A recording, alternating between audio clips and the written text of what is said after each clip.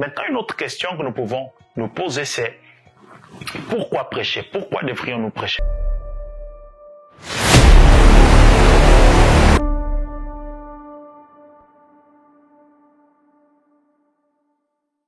Pour plusieurs raisons. Premièrement, parce que Dieu nous appelle à le faire. Jésus, alors qu'il a fini son ministère, il allait à la droite de Dieu le Père. Il a dit, allez. C'est un commandement. Allez pour prêcher la bonne nouvelle dans le monde entier. C'est un commandement.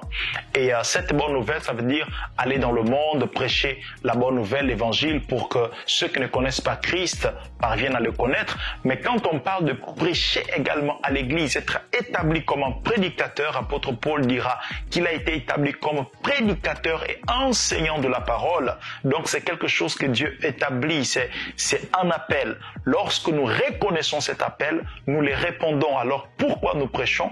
Parce que nous sommes appelés, parce que Dieu nous demande de le faire. Deuxièmement, nous prêchons parce que Dieu parle. Et parce qu'il parle, il veut qu'on entende sa voix. Il veut que son peuple, que le monde entier entende sa voix. Et pour cela, il a besoin des prédicateurs. Quand nous lisons Romains chapitre 10, à partir du verset 14, lorsqu'il parlera verset 17, la foi vient de ce qu'on entend vient de la parole de Dieu.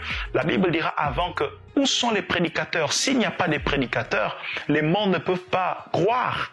Les mondes ne peuvent pas croire, l'Église ne peut pas croire s'il n'y a pas de prédicateurs.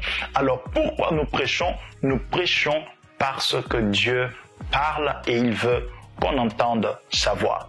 Troisièmement, nous prêchons parce que Dieu a suscité un salut pour le monde en Jésus-Christ. Et il veut que le monde soit au courant de ça.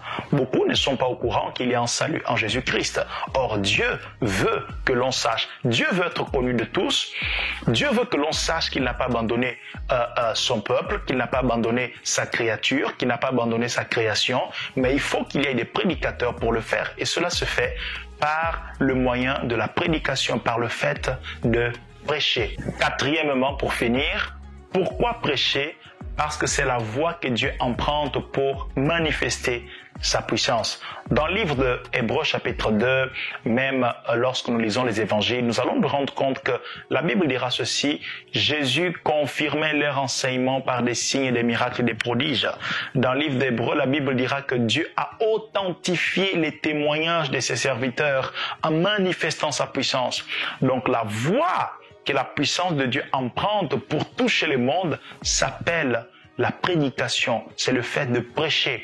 Quand Dieu veut manifester sa puissance, il a besoin que quelqu'un prêche. Pourquoi? À cause de ce que nous avions dit. Lorsqu'il y a la parole qui est libérée, ça donne à l'esprit l'occasion de pouvoir agir. Quand Dieu veut guérir, il a besoin d'un message de guérison.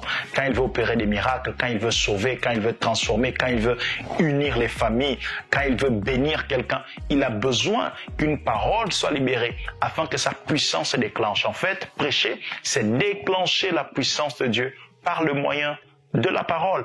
Et nous voulons encore que la puissance de Dieu puisse toucher le monde entier. Voilà pourquoi nous prêchons.